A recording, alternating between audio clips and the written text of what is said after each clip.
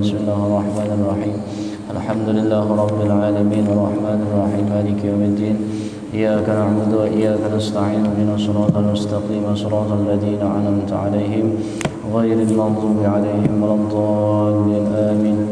Assalamualaikum warahmatullahi wabarakatuh. Alhamdulillahilladzi bi ni'matihi tatimmus shalihat.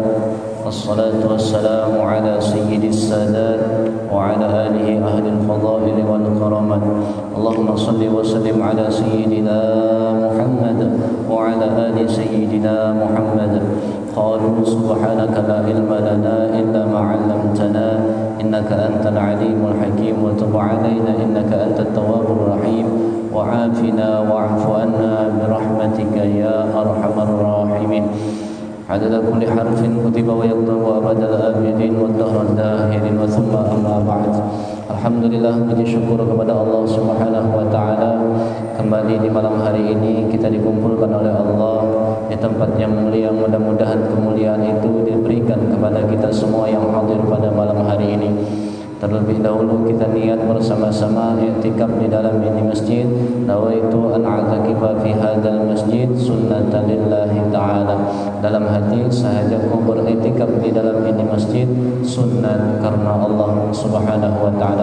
Mudah-mudahan duduknya kita di malam yang mulia ini sayyidul ayyam yaumul jumu'ah, hari yang mulia, salah satunya hari Jumat, dan malam ini termasuk malam yang mulia, dan kemuliaan itu tentunya diberikan kepada orang-orang yang mulia yang tentunya mereka menghabiskan malam itu untuk pekerjaan yang mulia, untuk ibadah yang mulia, yaitu tidak lain dan tidak bukan menyebut nama Allah, menyebut nama kekasih Allah Subhanahu wa ta'ala, yaitu Rasulullah sallallahu alaihi wasallam.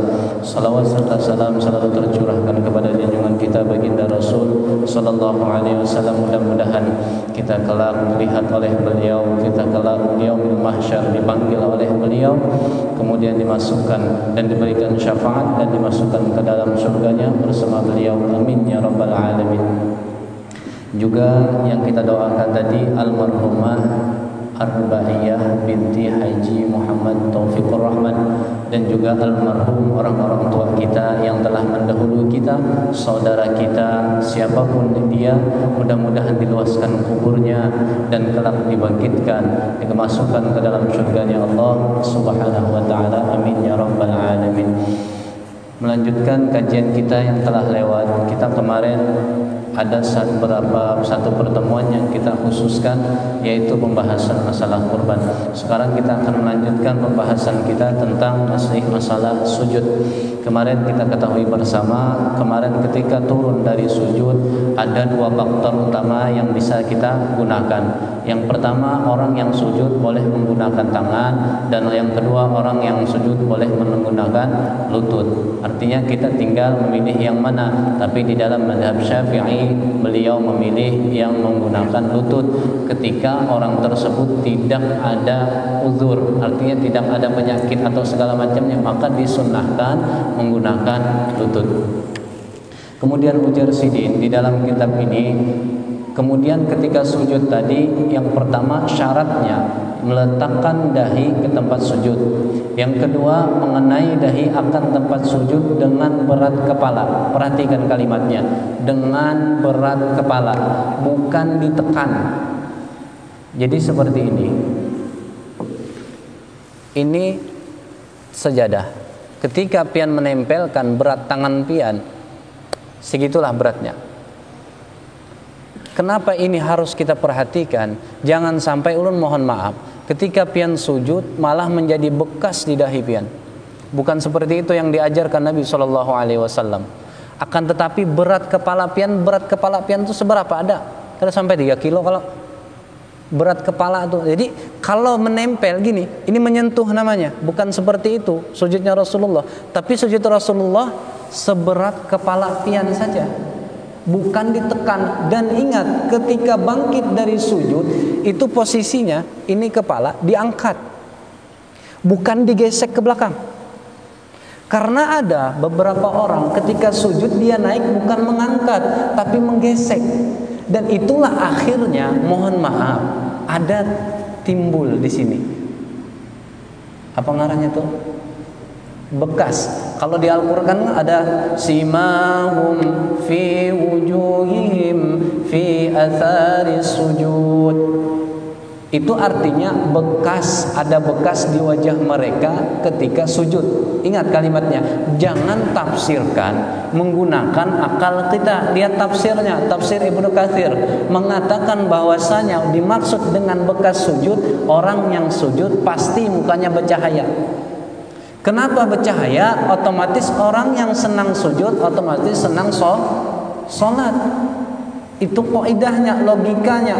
Orang yang sujud terus, maka cahaya diberikan kepada Allah, kepada orang yang sujud tadi. Tapi ingat, tata cara sujudnya harus diperhatikan. Jangan sampai, mohon maaf, hanya seminggu hijrah 3 buting bertempel sini sudah. Seminggu aja hanya taubat 3 buting di sini sudah. Nah, kalau di tengah kita masih maklum lah, ulun masih maklum kalau di tengah, karena mungkin dahulu karpet kada selembut yang sekarang, sejadah tak sebaik yang sekarang. Dulu kita sujud, mohon maaf, sajadah bahari kada kayak ini berbentuk, ada bentuknya khusus sajadah bahari. Dan apabila habis busanya, habis lembutnya, itu tinggal kasar, memang sakit. Tapi sekarang sejadah bagus-bagus. Kadang ulun mohon maaf sejadah tabalnya kayak ini lah. Bila berjajak tinggalan batis. Nah, jadi apa alasan kita lalu kita bertempel di sini beristilah? Kenapa dilarang oleh para guru-guru kita dan bahkan ulama? Apa sebabnya dilarang? Akan timbul sifat takabur di dalam hati orang tersebut.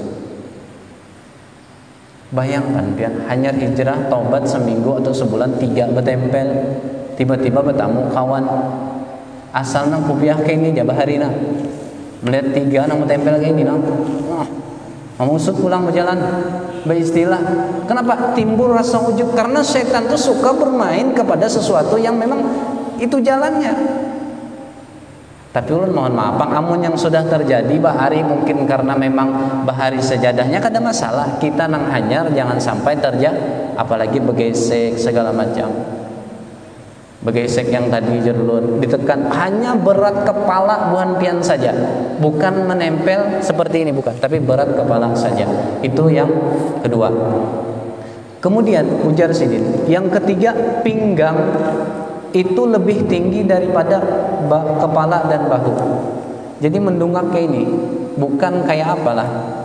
Kadang ada orang tuh turun ke lawasan sujud, jadi buritnya itu diturunkannya.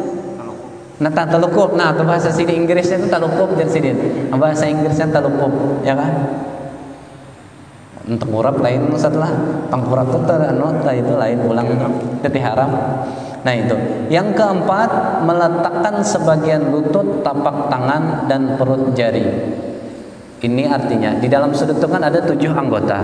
7 anggota ini ada yang wajib, ada yang sunnah.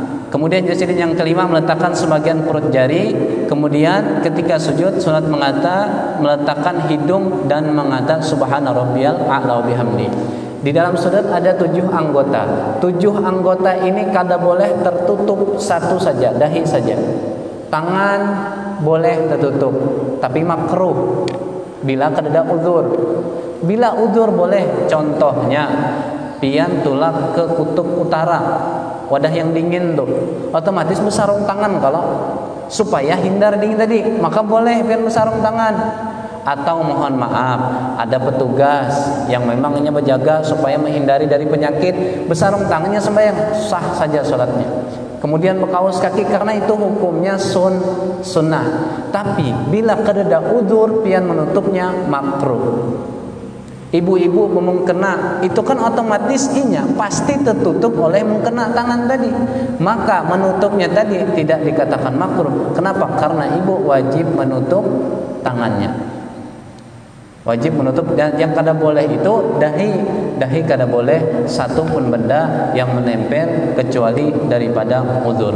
Dan ketika sujud baca subhana rabbiyal a'la wa bihamdihi sebanyak 3 kali. Ini yang masyhur. Kemudian ada ulama mengatakan, salah satunya yang disampaikan oleh Abah Guru Sekumpul, ujar Sidin, ketika sujud itu baca ihdinas siratal mustaqim.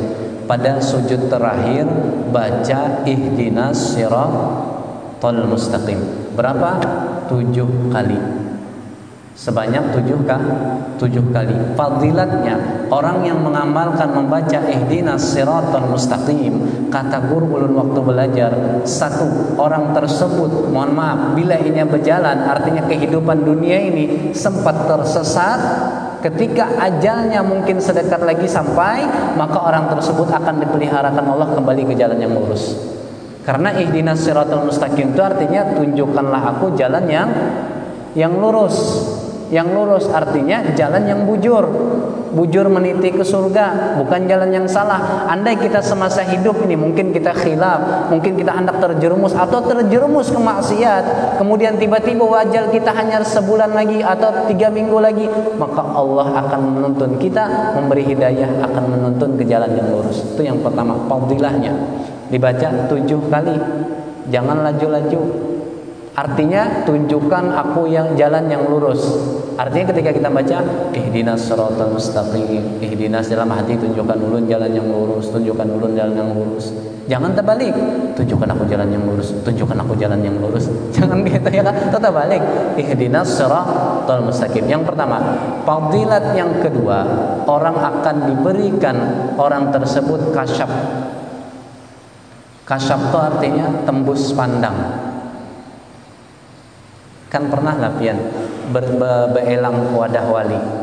Kalau pian pernah, biasanya wali itu tidak menyebutkan, misalnya lebih mudah seperti inilah, Ustaz Fahri datang ke salah satu wali, maka beliau itu menasehati orang itu tidak berdasarkan apa yang dipikirkan sidin, tapi berdasarkan apa yang dilihat sidin. Maksudnya, mohon maaf, ketika Ustaz Fahri datang kepada orang wali tersebut, si wali tadi itu diberikan Allah Subhanahu wa taala kasyaf apa yang diperlukan si Ustaz Jali tadi, sidin beelang tadi, dinasehati sidin sesuai apa yang sidin harapkan. Itu makna kasyaf. Diberikan tembus. Baca ihdinas siratal mustaqim sebanyak 7 kali. Dan bukan cuma itu, perbanyak berdoa. Makanya salat hajat itu paling lama sujudnya. Tapi kalau kita imam seperti ini, kalau kita masyhur, kalau imamnya lama, nah berarti sidin membaca. Kalau lama harap maklum. Ya kalau berarti sepaham kita, boleh kita baca. Tapi andai kata kita kada bisa menerapkan di dalam berjamaah, baca ketika sholat sunnah. Ihdinas siratal mustaqim. Yang berikutnya, ujar sidin. Yang ke-8, penjelasan duduk antara 2 sujud. Habis sujud, duduk antara 2 sujud. Wajib, tiada maksud lain selain daripada bangkit untuk duduk. Duduk ini sunnah mengata Rabbighfirli warhamni wajburni warfa'ni warzuqni wahdini wa'afini wa'fu anni. Duduk yang disunatkan ialah duduk iftirash. Caranya yaitu telapak kaki kiri duduki dan telapak kaki kanan ditegakkan. Nanti ulun praktekkan. Kemudian selesai duduk antara 2 sujud, apa lagi kita gawi? Sujud lagi. Sujudlah. Sujud yang kedua. Selesai sujud kedua, bangkit meneruskan rakaat. Ketika bangkit, sunnah duduk istirahat. Sama duduk iftirash. Artinya kita terhadap perbedaan, mungkin buan pian sudah mengetahuinya, tapi ada satu permasalahan di sini. Ketika duduk istirahat, bangkit sujud, kan duduk istirahat tadi nih habis, bangkit sujud, meletakkan tangan. Duduk istirahat, meletakkan tangan. Apakah meletakkan tangannya posisinya roha, telapak tangannya ini, ataukah seperti ini? Ini terjadi di kalangan kita. Kalau kita kada paham, ini bisa bertengkar. Karena ulun pernah terjadi orang nang sujud kayak ini, ulun tanya dalilnya, mohon maaf, jawabannya ngeladur. Jar ulun, pian ulun betakun aja julun. Pian sujud kayak ini, bangkit dari sujud seperti ulun kada menyalahkan. Pian bangkit sujud kayak ini dalilnya apa? Pian bangkit dari sujud kayak ini dalilnya itu apa? Kan kita kan perlu dalil. Kalau sholat tadi apa dalilnya? Jawabannya la ilaha illallah. Karena Nabi SAW pernah lamak, pernah gendut. Jadi Nabi menggunakan ini. Jadi Nabi itu semasa hidupnya Nabi itu pernah gendut. Soalnya yang mendengar di dalam kitab Syama'ilil Muhammadiyah dijelaskan karakter Nabi, tidak ada menjelaskan Nabi itu gendut. Tidak ada.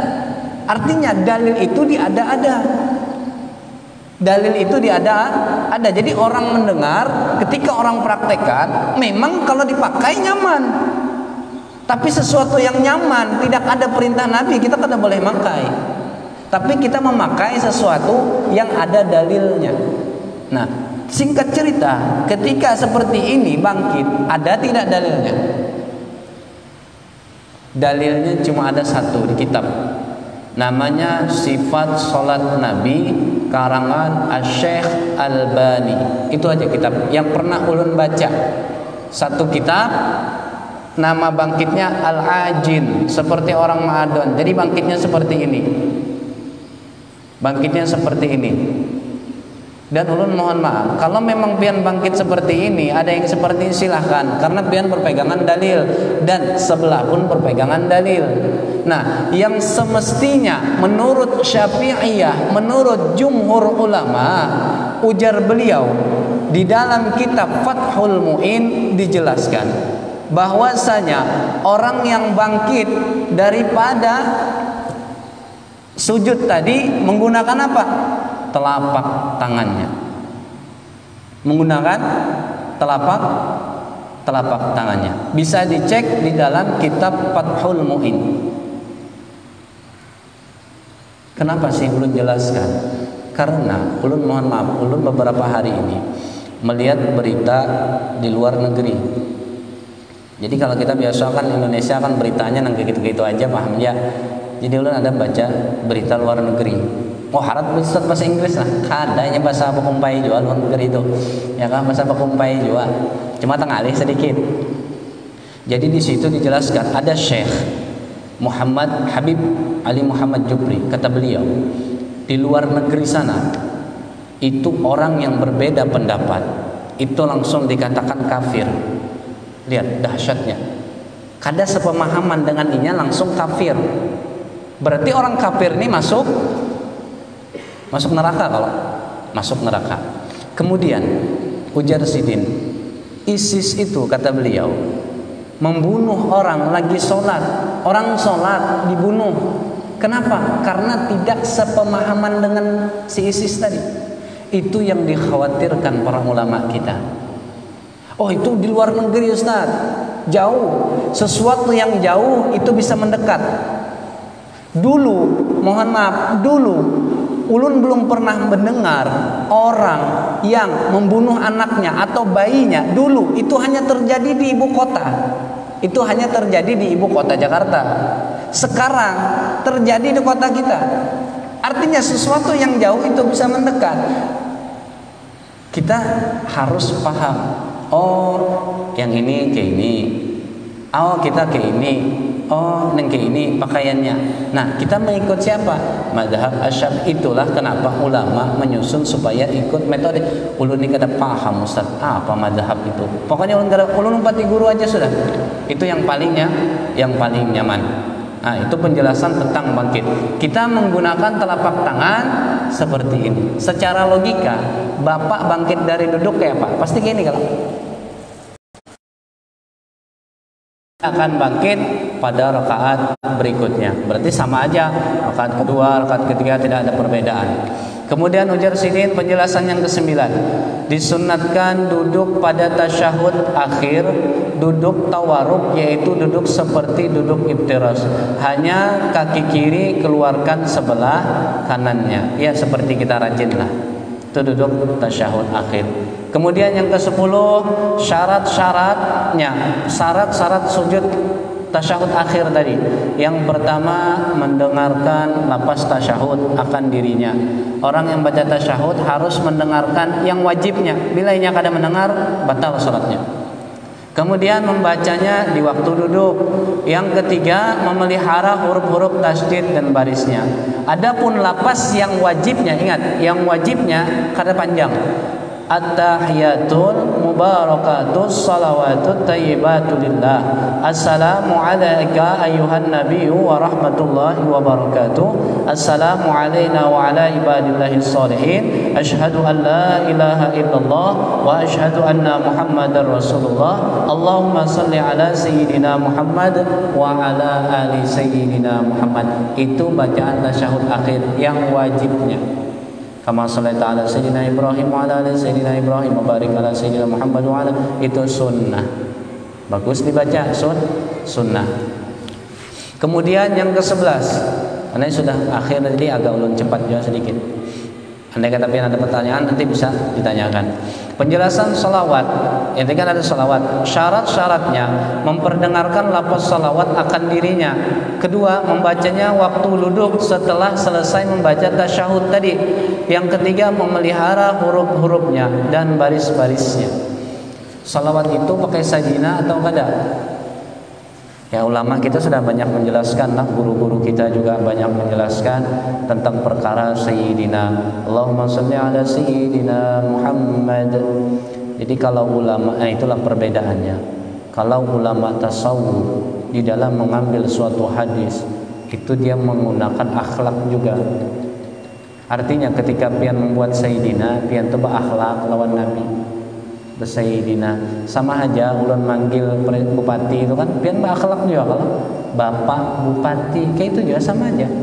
Ada mungkin pian panggil Edi selesai pian panggil kayak itu kipai kanya kemana tuh. Nah artinya kita berakhlak lawan Nabi SAW, tidak membatalkan sholat. Mungkin cukup sampai sekian, mudah-mudahan bermanfaat, dan mungkin apabila ada yang tanyakan silahkan ditanyakan, kalau tidak ada kita tutup majelis ini. Allahu a'lam bishawab. Al-Fatihah. A'udzubillahi minasyaitonir rajim. Bismillahirrahmanirrahim. Alhamdulillahirabbil alamin arrahmanir rahim maliki yaumiddin. Iyyaka na'budu wa iyyaka nasta'in. Shiratal ladzina an'amta 'alaihim ghairil maghdubi 'alaihim waladdallin. Assalamualaikum